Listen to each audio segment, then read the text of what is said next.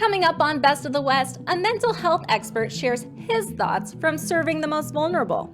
His perspective is still fresh from working with seniors during the COVID-19 lockdown. During COVID, people would come in and they'd have to be in the isolated wing for 2 weeks to be cleared to come into the general population of the group. Also, let's learn some practical ways to keep your mental health on point, starting from what happens when you hit that snooze button. So if you're going to hit the snooze button, make sure you have another 90 minutes. That's a long time. I know, most 90 of us... minutes! All this and more on Best of the West. The Best of the West show is designed to find the best companies, influencers, and business owners in the Fort Worth Metroplex. We learn what makes Fort Worth special by speaking with the experts and business owners that live, work, and play there. Whether it's the booming real estate market, amazing hospitality restaurants, or shopping, our experts dish on all things that make Fort Worth great. Hosted by the team of broadcasting professionals at Real News PR, this show is brought to you by Real News Communications Network. Welcome to Best of the West, the best of the Fort Worth Metroplex. I'm Sarah Crilley, joined in studio today with my guest to talk about all things mental health. He is the mental health expert, and we're going to address some topics today that I think are so important. But what is mental health really? Our guest today is Brian Dunn. Welcome. You've got some impressive letters behind your name. What does that mean? So an LCSW, that is a licensed clinical social worker. It means you got a master's degree in social work and then went on to get a clinical licensure. And that's working with people. That's right. Direct practice. So why did you get into direct practice and working with people and being a licensed professional counselor? I did study ministry in my undergrad. And so in working with people and families, I actually had a little bit of time working at a mental health hospital up in the Chicagoland area when I was still in my undergrad, and really grew to love the demographic and the population a little bit more than doing church work. I thought I wanted to get into mental health, so that's what put me into working at a residential treatment down here in Texas. Yes, you had shared with me you felt a calling of working within the mental health field, and what did you find throughout your years of studying people and working with them directly? I've learned that one of the things that I was told when someone was impacting my own life by just being an advocate for me and helping me out in my life, told me that the life change happens in the context of caring relationships. And I've always carried that with me. That was a professor and a mentor of mine. And so that was something that really influenced my desire to go out and do and replicate what I saw him doing in the lives of people. I wanted to do that too. What was he doing in the lives of people? How was he making an impact? He was very intentional. He was. Right? So intentionally building relationships with people can be very, the best counselor is a friend, right? Right. But also it can be a clinical setting where someone is able to just sit and listen, to hear you talk about and process things that you've gone through in your life, difficulties, challenges, getting advice. There's a whole lot that happens when we're helping people move through mental health issues, but just really life challenges that everybody faces. I'm so glad you brought that up.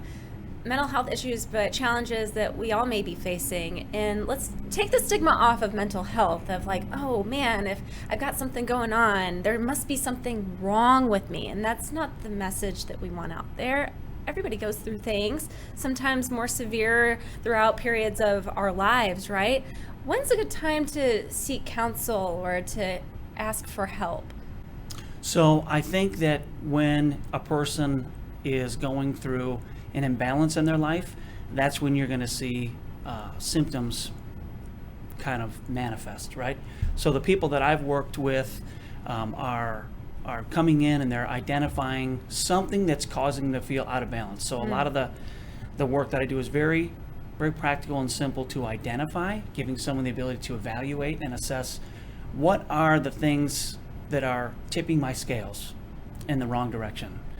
You imagine the old tippy scales. Imagine that on one side is overloaded with stressors and internal stressors, external expectations you have on yourself or others have on yourself. And then on the other side is the good side of the scale, and maybe there's things missing. Good self-care, good sleep, good activity, eating well, maybe taking medicine if that is something that's needed.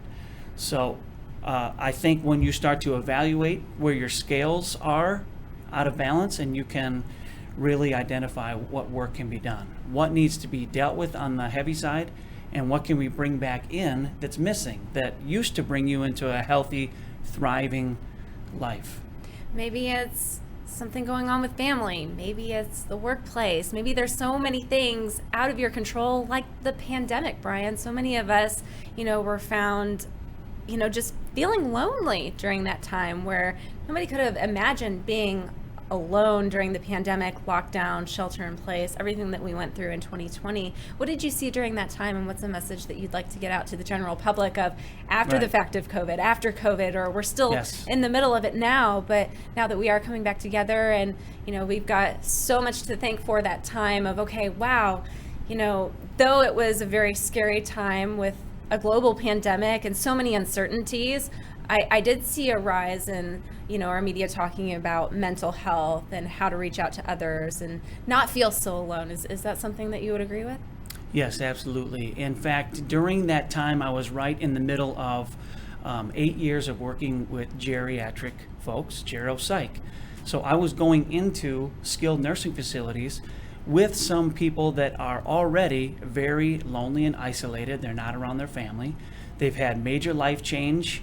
They've lived extremely incredible lives and done wonderful things and lived very purposeful lives, and then have had to be placed into a skilled nursing facility. Is a very big adjustment. It's a stage of life where it can be very stressful. Some were more resilient than others. When the pandemic hit, you saw folks even more, because people couldn't come and see them, right? They were closing the doors and parking them in their rooms and serving them food in their rooms if in fact there was an outbreak of COVID inside the facility. So this led to where you really saw those who were resilient and those who needed more care. I was fortunate enough to be one of the people that was allowed to come in and still visit folks and do therapy with them. That was a big deal. Wow. And what did that look like? You knock on the door and say, "May I come in? Let's talk?" Or Yes. did you arrange, a meeting ahead of time, or what did that look like in your life? And I carried a caseload, so I had people that the nurses and facility staff had already referred to me on my list that I would carry out.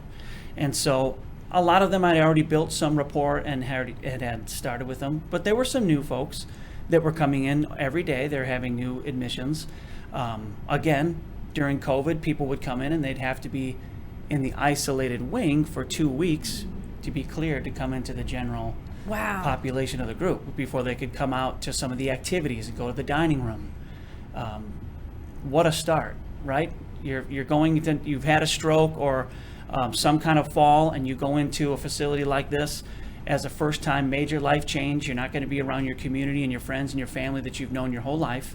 And then, well, for the first 2 weeks, you're going to be isolated because of the COVID.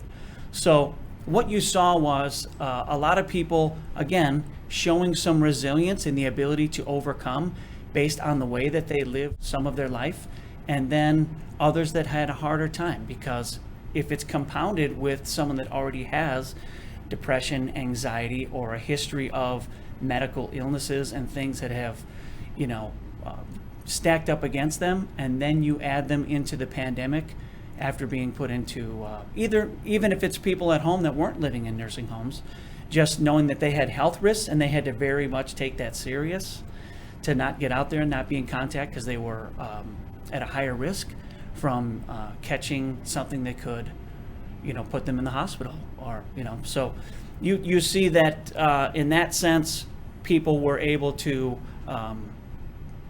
make it through it, but there was a trauma that was related to that. So I think the after effect is now people are wondering, if this happens again, what if we get into another shelter in place? Now that they know what it's like and what's coming, I think that you're going to see a lot of people have a much harder time the second round, because it's what you don't know and what you know. Now we know what that's like. And sometimes anxiety builds as we anticipate something we know is going to be very challenging, difficult, traumatic, right? That's where you really see anxiety spike. is and that's where I think we'll see people maybe take a turn not for the good. So it's going to be very important that we're on top of it, we're proactive, and we have, that we're ready for walking with people and really being there for each other, whether you're in clinical side of it or you're just in the personal side of it with friends and family. Wow, Brian, I'm so glad you brought up trauma. What is trauma? Let's pull back the layers of what is trauma. Is it something that happens to us, a traumatic experience, Right. so to speak, that it's something that you're trying to navigate through in the middle of a raised emotional state? What is trauma? So trauma is going to be an experience that a person goes through physically in their life. A very severe example would be some of the kiddos that I worked with when I was just a mental health tech. And these were kids that had been exposed to severe systematic abuse or neglect, and as a result, it delayed them developmentally. So the trauma they experienced of being abused or neglected, they missed milestones in development that our normal healthy kiddos go through. So you might have a kid who got stuck at 7 years old cognitively, even though he's 17. And when a 17-year-old has a tantrum, let me tell you, there's some holes in the wall and some stuff ripped down, and there's going to be a real way to de-escalate and deal with a kiddo in crisis in that model, right? So that's an extreme example of how a trauma can be something very serious like sexual abuse or physical abuse and neglect. And then there can be things that we didn't think were coming, like this pandemic, where people didn't even see it coming, didn't know to expect that was going to be something that would make them feel very alone and on their own to figure out. The brain tries to process what's happening, and a lot of times you can get through something that you're actually going through, but it's the why. That's the part that when we deal with trauma that most of us as humans can relate to, is it's not so much that I was hit by something, life or physically, but why? Why did that happen to me? So Viktor Frankl is a guy that survived Auschwitz. And he was a psychiatrist that was put into the camps with his friends and family. And when he survived that, he wrote about his experience and what took place. One of the days he describes walking through, and he had gotten pretty good, he said, at staying out of the soldiers' way. And in the context of just walking from one building to another one day, he got leveled in the back of the head with the butt of a rifle by one of these soldiers. And face down in the snow, and he gets up, and once the pain subsided, he was left with that feeling of not so much the pain of what happened, but why. It was unjustified, it was unsolicited. That, to him, was psychologically more difficult to deal with, and he wrote about that. And I think that a lot of people can relate to asking that kind of a question. Why did this happen? It's unsolicited, it's unjust.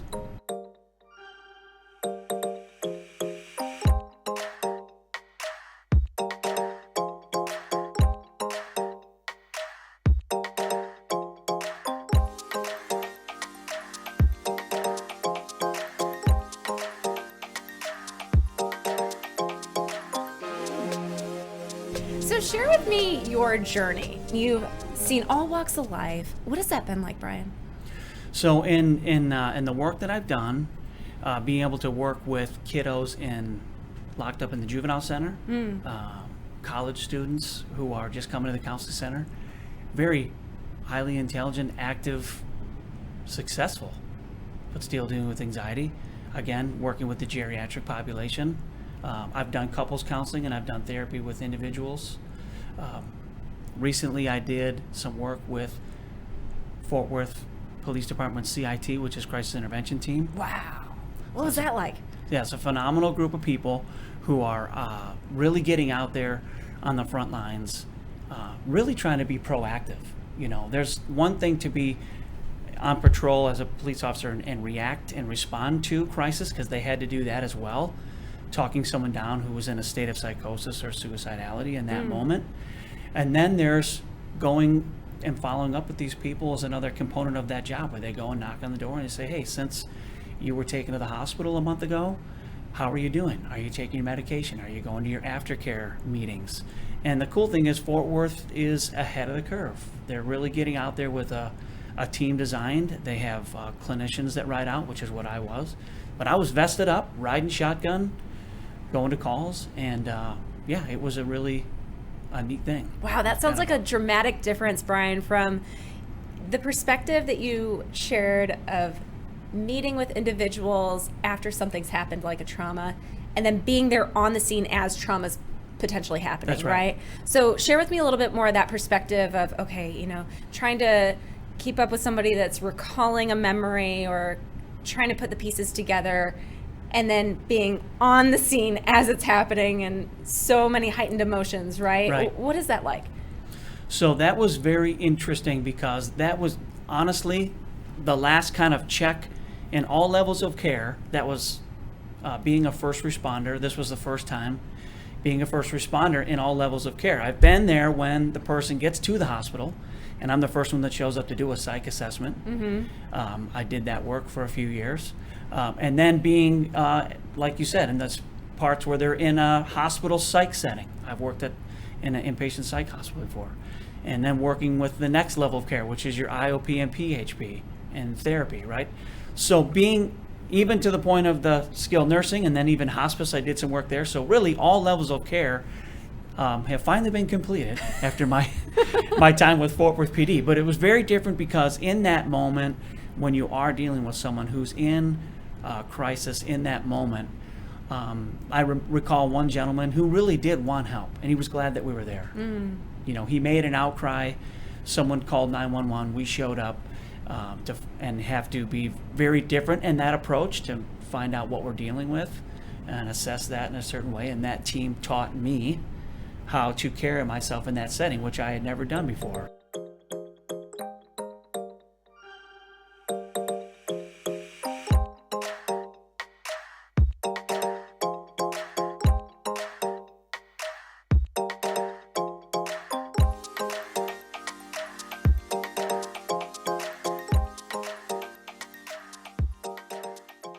So where's Brian going now? Where's your career taking you now? So what's funny is it's kind of full circle, because earlier in my career, as I got here into Texas about 20 years ago, after I got my licensure, I started working with a local hospital, and I was doing clinical work for them, but I was also doing business development, marketing, right? So getting the word out about our treatment programs. So here I am 10 years later, after doing 10 years of just clinical work, and I'm on the business development team with Connections Wellness Group. All right, Connections Wellness. Here we are. What is Connections Wellness? Share with me. So Connections Wellness Group started in 2018, and this was started by a guy who's also an LCSW like myself, but he was a young guy when he went into the field as a mental health tech at a hospital up in Denton, and then he became their CEO at, I think, age 24. Then he branched off with some other people, some other folks. They borrowed money and invested and just said, we want to do it different.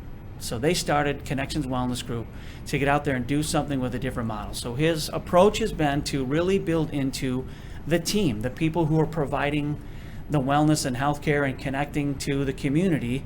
And there's an environment there that I got really excited about. There's a medical provider, a doctor. Our director of medical care is a very well-known psychiatrist, Dr. Atkinson. And that excited me to be a part of anything that she's doing. Yes. Right? And I think the other thing that was just nice is I got the sense from the team that I was joining that there's going to be a lot of autonomy. You're going to be able to be creative and innovative, and you're going to be given the green light to do some things if it makes sense. So I got the sense from meeting the CEO that he looks at us more like partners, and how can we do this thing together? And that's very unique to me. Being in the field for this many years, I just got really excited, and after meeting him and hearing kind of his philosophy, all these ideas started popping into my head. I mean, I just started having all kinds of, it just felt very liberating and freeing to be a part of that. And that's a team of very qualified clinical experts in the field. Anybody could have been here today and done some great things with you and your program.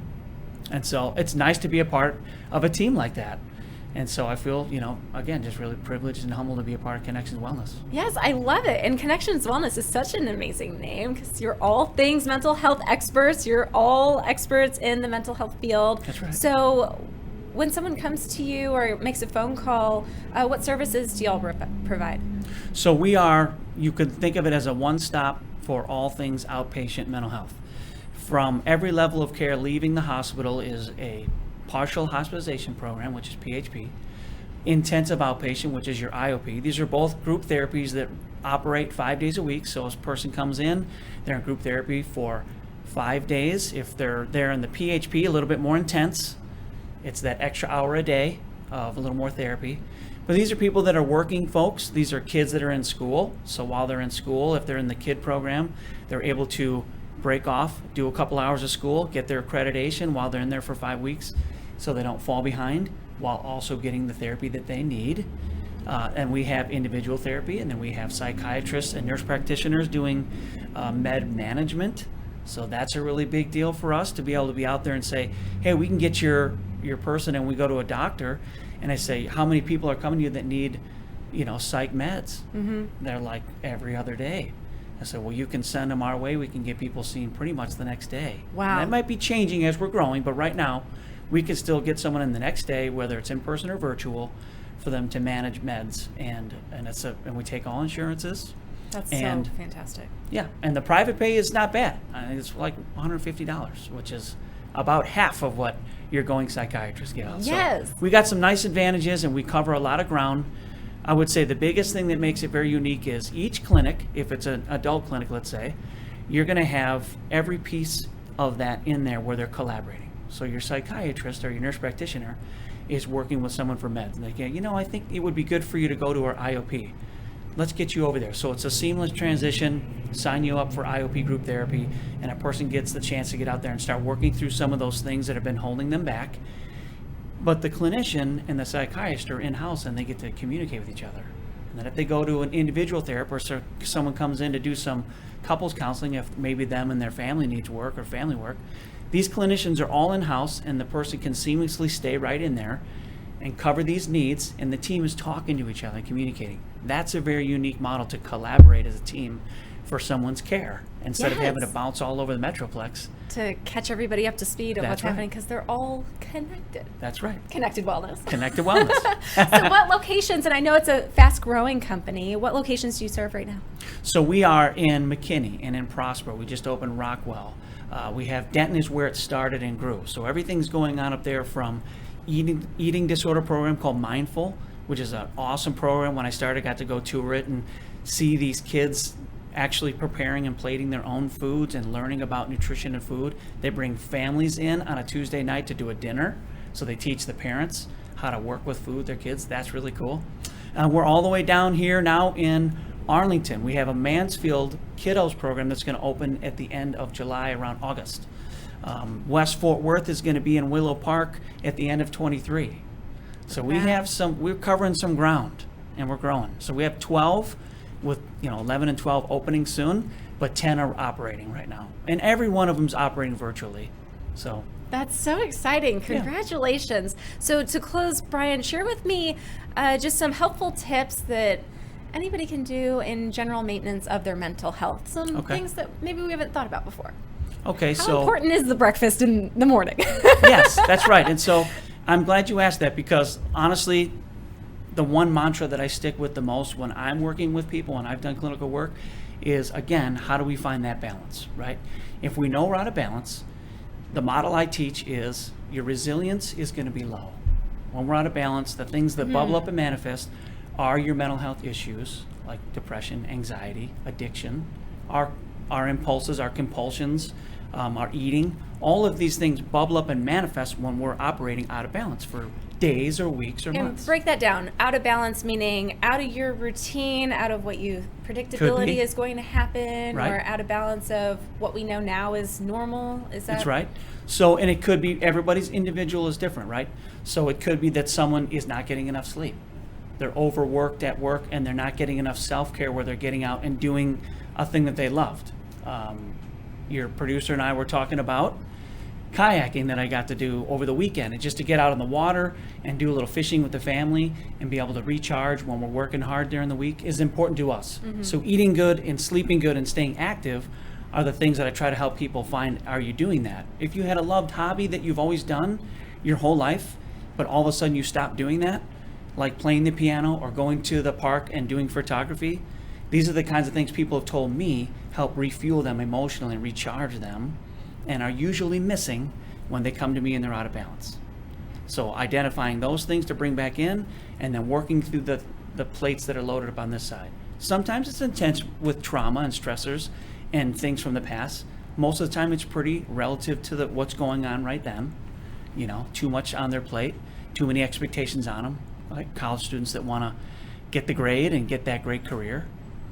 So really, at the end of the day, it's up to the person to sit back and evaluate what's contributing to me not sleeping. What can I do differently at night to, instead of busy, eating a bunch of sugar, caffeine, ice cream, watching Netflix, then I try to turn out the light, and then I'm on my social media. And some of that's subconscious, right? You're just like, I need screen. something to feel better, right? Right. So when you start to kind of, why don't I give myself a little hour buffer to kind of come in for a landing?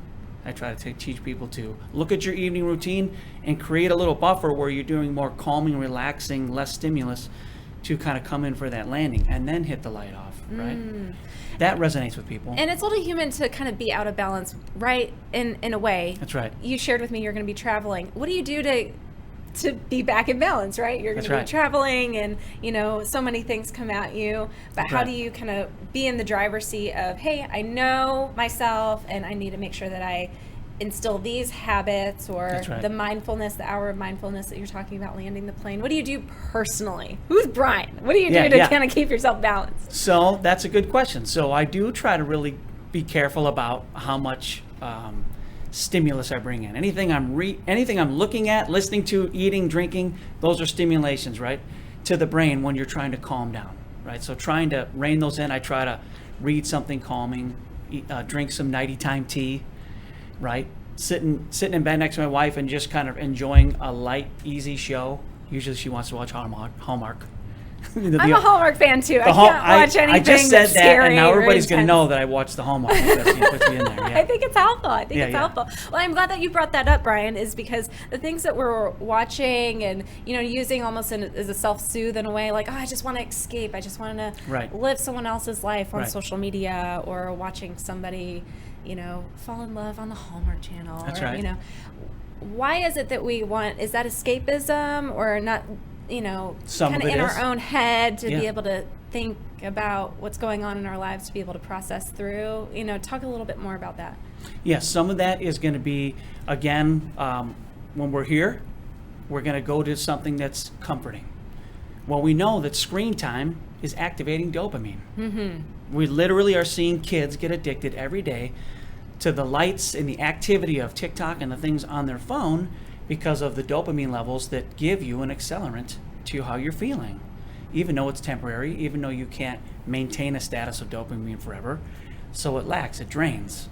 And so we go to it again. Well, there's a lot of things that fill that component, from extremist drugs to the phone becoming a drug to food. But dopamine is the thing that's giving us that fill or that desire, right? And so feeding that becomes comforting in the moment, but then it's depleting and kind of leaves us lacking, right?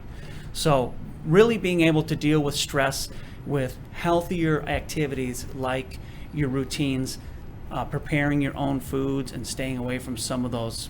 Again, if I'm out of balance and I'm running around and I don't put a good routine, I'm probably going to run through the drive-through. Instead, if I planned ahead and I made some meals and I had my food tucked away in a little cooler, I don't stress about it. I know what I'm eating. I prepared. I'm excited to eat it. So I teach a lot about how to make a relationship with food change where you're feeling like not stressed about what you're going to eat. It's ready to go. It's good for you. You enjoy it. There's ways to do that, and there's plenty of people out there to follow that can teach us how to do that. And healthy lifestyles like exercise, right? Sleep is an important thing. And so anything you can do to create good sleep is going to contribute. How many hours, Brian? How many hours of sleep do you really need? It changes, right? Does it? My 5 going on 6-year-old can knock out 12 hours. And I covet that. And I'm like, how can you have that much energy and sleep just perfectly for 12 hours? I'm like, man, I wish I had that. But I think when you're in the 8 range, that's always what's been said as a healthy, 8 hours of sleep is good. And there might be, depending on your lifestyle, college students that I work with are not getting 8 hours very often. But if they get 6 or 5, I go, okay, that's something. Again, create that habit of when you're waking yourself up at the same time every day, you're correcting your circadian clock, right? So if you're a person that's been waking up all over the board, you're going to notice that. If you try to rein it into a window of more 6, 7, 8, whenever you want to get up, and you try to keep that consistently, you can correct your sleep clock over time by going to bed at a certain time and waking up at a certain time. Pretty soon your body doesn't even need a clock. It'll just wake up. I've always been really interested in that. I'm like, how is it that I'm waking up at 5 every morning and I'm just waking up? That's right. That's your It's a circadian clock. rhythm. That's your rhythm. Interesting. So if you've been consistent enough in your life, then your body starts to recognize that, and you'll just you wake up. That. Yeah. Now, is it important to try to push yourself to go back to sleep because you think you might need more sleep, or when you're up, you should be up for the day and go to sleep a little earlier? Is there kind of some wisdom behind that? Yes, there is, because I listened to a lady that was an expert on this, and she lectured and said that actually there's 90-minute cycles. So if you're going to hit the snooze button, make sure you have another 90 minutes. That's a long time. I know. Most 90 of us minutes. we're looking at 15 or 20, and she says if you're up, then you should get up if you don't have at least another sleep cycle of 90 minutes. Yeah. Wow. So if it's 4:30, right. We can't hit the snooze button, man, because at 5 I do. I'm Right. thinking, oh man, everybody's still asleep. Let Right. me just get, another half an hour. But then I do feel like I'm tired, and then I get in this cycle of an extra shot of espresso That's in right. my Starbucks just to kind of get myself a Oh, little yeah. more Oh, bright-eyed yeah. and bushy-tailed. Oh, and that was Does me sound yesterday. familiar? Yeah, definitely. Yeah, yesterday I got up at 4 a.m. way too early, but I was just awake, and I thought, okay, I could sit and read. I could go to the gym when it opens in an hour at 5. What should I do, right? So I ended up just getting some tea, a little bit of green tea, and I got a book, and I just started reading some things really to get ready for today. So I try to be constructive with it. If you're going to wake up, there are things you can do. When I was trying to correct my sleep clock back in the day, finding something like an activity in the morning that you really enjoy can help you get out of bed. So I switched my evening show that I was watching. I was caught on this show I was watching, and I switched it to the morning, which is a strange thing to do. I never watch TV in the morning. But I said, to get my clock back, I'm going to look forward to this show that I really want to see, and I'll make it in the morning. So I got up and I got coffee, and I would flip it on, and it helped me correct and start getting up at that time I wanted to. So I love that. Thank you, Brian, for sharing those personal, anecdotes Yeah. of your life and the little peek behind the window of, Brian has so much wisdom to share with all of us. I really appreciate you being on the show. And the overall message, guys, is to know yourself and to have those healthy balances. And perhaps if you feel out of balance, give Brian a call. Reach out to Connected Wellness, because they are super connected and continue to be. that's right. Brian, how do we get a hold of you? So you can go to your phone or your computer, and you go to connectionswellnessgroup.com. Connectionswellnessgroup.com. Yes, ma'am. And when you go on there, you're going to be able to explore all kinds of resources. You'll be able to see all of our clinicians and our staff. You'll be able to see articles we're contributing to, all of our programs all over the metroplex. Really, it's a one-stop, again, where you can find out what you need and pass it on to someone else or take it on for yourself. The experts in all things mental health. Thanks so much for being on the show, and we'll see you guys next time. This show is brought to you by Real News Communications Network, your digital destination for video podcasts, produced by media and podcast experts. Podcasting at the speed of news, powered by Real News PR. Visit realnewscn.com for our podcast show library and launchashow.com to do just that, launch a show.